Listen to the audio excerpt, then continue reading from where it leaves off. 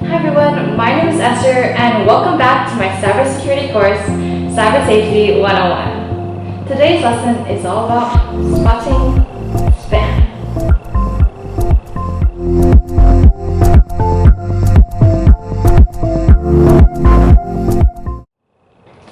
Before we begin learning the new stuff, let's do a quick recap on phishing. No, not that kind of phishing.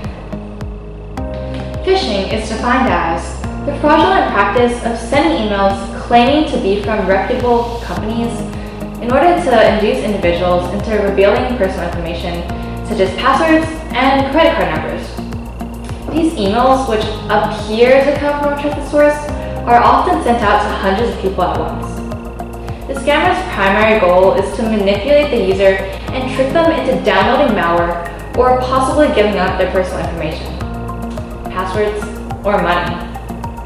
Phishing emails often use a tactic called social engineering, meaning that they use strong emotions such as curiosity, urgency, fear, or greed to get their victim to act instinctively, and sometimes these emails include malicious links and attachments. Here are the first few tips I would like to share with you. 1. Listen to your gut. If you feel that something is wrong, don't automatically dismiss it as nothing, because it could quite possibly be something. 2. Stay skeptical. Always be vigilant because anyone could attack you at any time, even when you least expect it to happen. 3. Think before you act. By doing this, you will be much less likely to fall for an attack that uses social engineering or a false sense of urgency. 4. Be cautious about unrealistic events or opportunities. If it sounds too good to be true, it probably is, so be aware of money-making scams or free prizes. Ask yourself whether the email is prompting you to take action to either gain something, for example money and other valuable items, or prevent a negative event from occurring. If so, avoid replying, downloading attachments, or clicking on links immediately, if at all. 5. Remember that anyone could potentially send you an email, phone call, or text. 6. If you ever receive a malicious email, phone call, etc., be sure to report it. For most email applications, there's a way to report spam. For all emails outside the junk folder in Outlook, click on Junk on the toolbar and select either phishing or junk. A pop-up should appear, and if you are sure that you want to report the email as either junk or phishing, select Report. If you click Report, the email should be sent to Microsoft for investigation. On Gmail, there's an icon in the toolbar that allows you to report spam. You can also click the 3 more buttons on the top right-hand corner of the email to open a drop-down menu where you should be able to find buttons to report spam and report phishing. Also, just so you know, phishing texts can be forwarded to spam or 7726.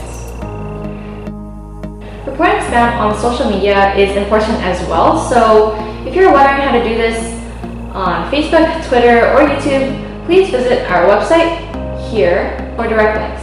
You can also run a Google search for the information you need as well. Spam can come in many forms, and phishing is one of the most common ones.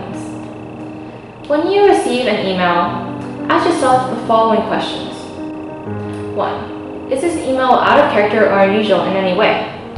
If you don't regularly contact the sender, the email's tone seems off, or the email is unexpected, be suspicious and avoid downloading any attachments from the email or clicking on any of the included links until you can safely verify that the sender is 1. Not trying to scam you, and 2. They are who they say they are. That leads me to the second question you should ask. Can I trust the sender? If you know the sender personally and feel like you can trust them, there's a much higher chance that the email is legitimate. However, you still have to be careful. Examine the email address very closely, as sometimes different addresses can look extremely similar. For example, the difference between Esther@blankdomain.com and Esther@ blank.domain.com are very subtle, but they do exist. In the first example, I used a 1 instead of an L, and the second example is just an L, so very tricky. If the email seems suspicious, directly ask the person or company who sent it to you, but be sure not to ask them over email. Instead, try to talk with them over the phone or in person. You should also ask yourself whether the sender's address has a trustworthy domain. So the domain of an email is the section that comes after the @ symbol. For example, in the following address, your name at gmail.com, gmail.com is the domain. You can make sure a company's domain is trustworthy by comparing it to past legitimate emails they have sent you. You should also ask, have I communicated with the sender in the past? If you have not, or you weren't expecting them to send something to you, the email may be spam. Was this email sent to an odd group of people? Do I know the other people it was sent to? This question should be asked especially when you're CC'd in on an email. If the email was sent to other people you don't know, that's a significant red flag. You should also make sure that it wasn't sent to an unusual group of people, for example, people whose last name all start with the same letter. Was it sent at an unusual time?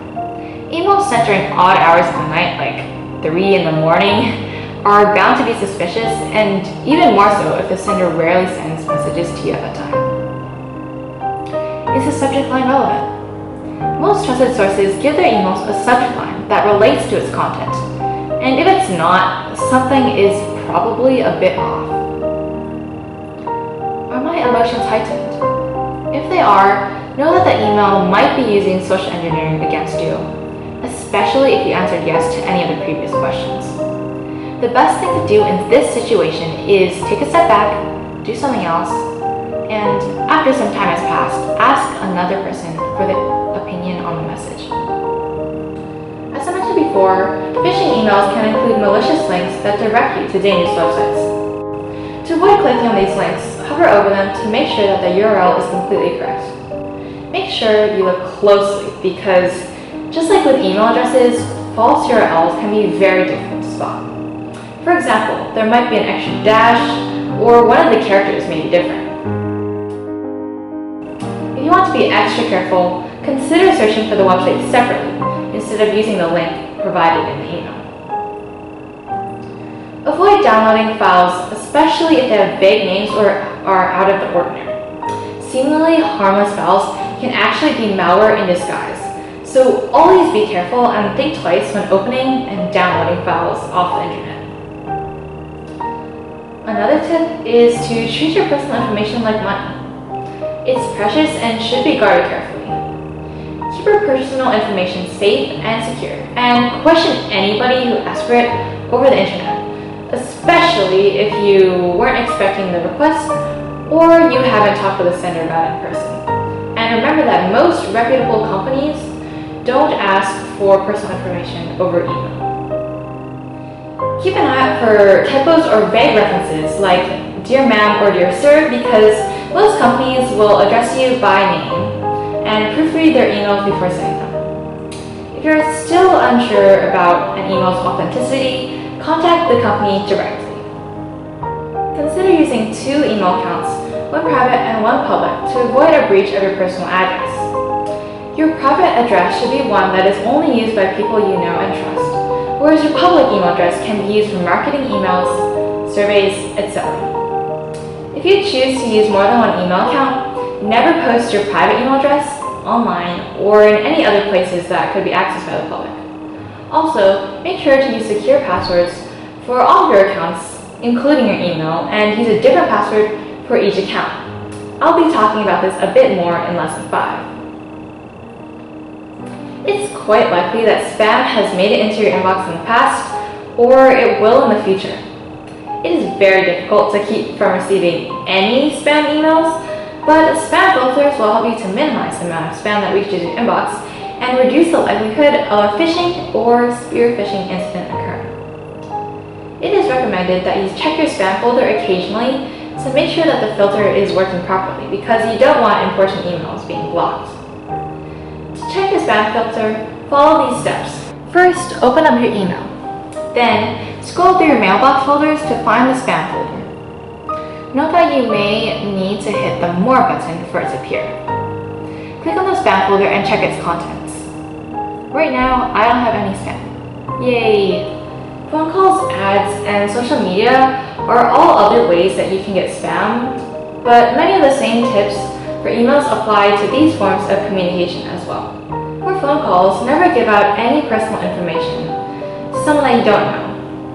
Phishers can disguise their caller ID, so even if it seems like a certain person or a company is calling you, that may not be the case. Phishers can even use a voice modifier to further the deception, so be very careful when giving out sensitive information over the phone.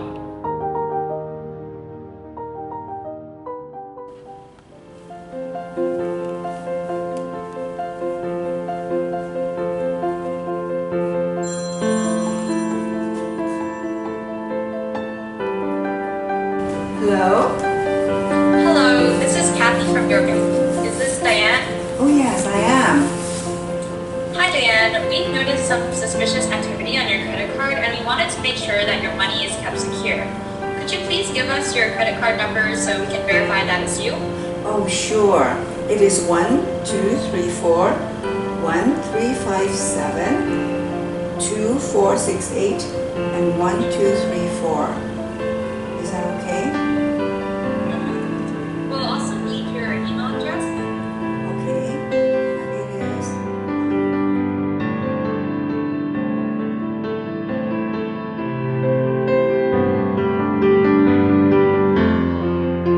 Okay Diane, your credit card should be functioning properly again. Oh, thank you so much for your help. Anytime. Bye. Bye.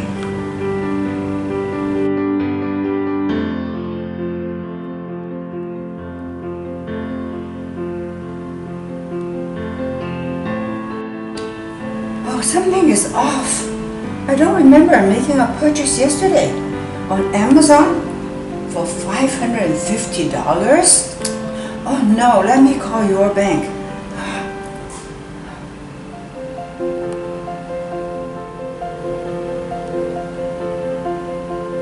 Hello, this is Jessica from your bank. How may I help you? Hi, Jessica. I noticed something is very wrong. Somebody have been charging on my credit card. Have you recently given out your credit card number to anyone? Oh, now that you mention it. Okay, so that's what not to do if you get a phishing call. Diane trusted Kathy, the supposed your bank representative, too easily and gave up her personal information too willingly. Again, treat confidential information like money. Share it wisely. You may also have noticed that the vishing caller ID, your bank, was different from the actual bank's caller ID, your bank. That should have been a red flag for Diane, but unfortunately she didn't notice it until it was too late. Ads. Avoid clicking them by searching for the product or service separately, and beware of ads that are too good to be true. Links and downloads from social media can also be harmful, so be careful when you're using websites or applications like Facebook, LinkedIn, Twitter, and Instagram. Now it's time for another scenario.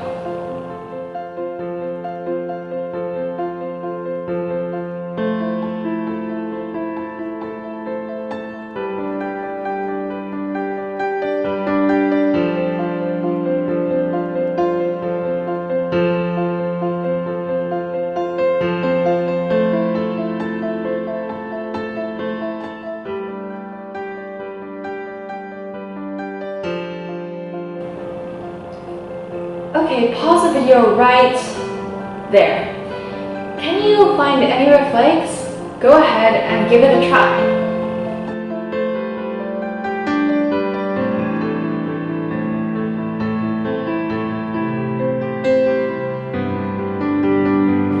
First of all, this email begins with Dear Ma'am, and that's oddly generic. It also has some typos. And if you look carefully, you may notice that it was sent at 2 in the morning, which is a very odd time to receive an email. The email address also looks slightly off, and where in the world, or I should say, where on the web is that link going to? If you spotted some or all of those warning signs, give yourself a pat on the back. Now that we've determined that the email is probably spam, what do you think they should do next? Pause the video and continue once you're ready.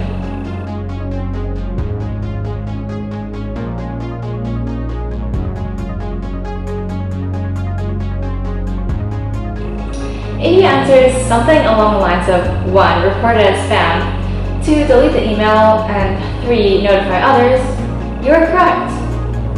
Oh, and it looks like they're doing just that.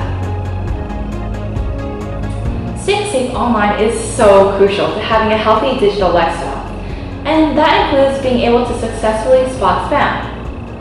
According to Verizon, around 30% of phishing emails are opened by their recipients, and you don't want to be one of those people to do so.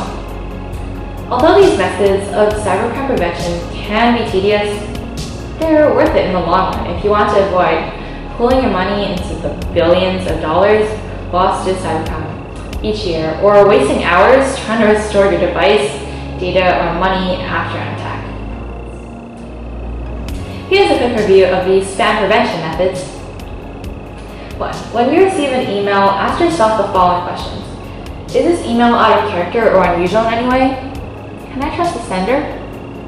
Have I communicated with the sender in the past? Was this email sent to an odd group of people? Was it sent at an unusual time? Is its subject line relevant? Are my emotions heightened? 2.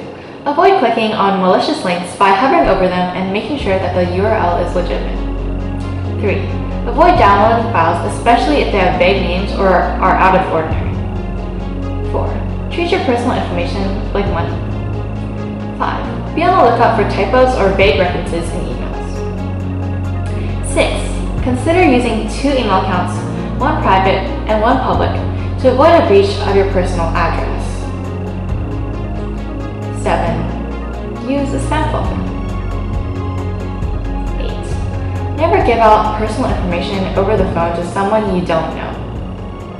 9. Avoid clicking on ads that are too good to be true. 10. Listen to your gut. 11. Stay skeptical. 12. Think before you act. 13. Be cautious about unrealistic events or opportunities. 14. If you ever receive spam, report it. Before you go, I recommend taking this phishing quiz from Google so you can practice spotting spam. And as usual, I've created my own quiz to test your knowledge on what I've covered in this lesson. Well, that's it for today. Thank you so much for watching Lesson 3 of CyberSafety 101, and I'm looking forward to seeing you next time. Bye!